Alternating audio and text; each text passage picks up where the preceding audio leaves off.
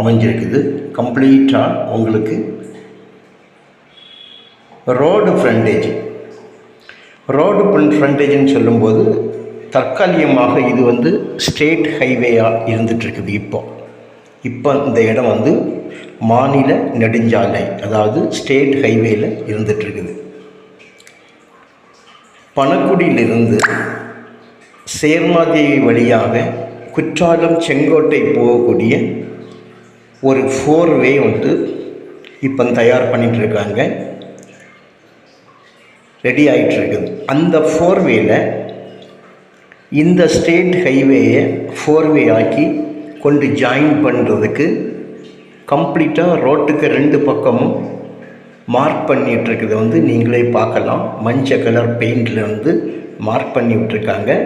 So இது இப்போ ஹைவேஸாக இருக்குது.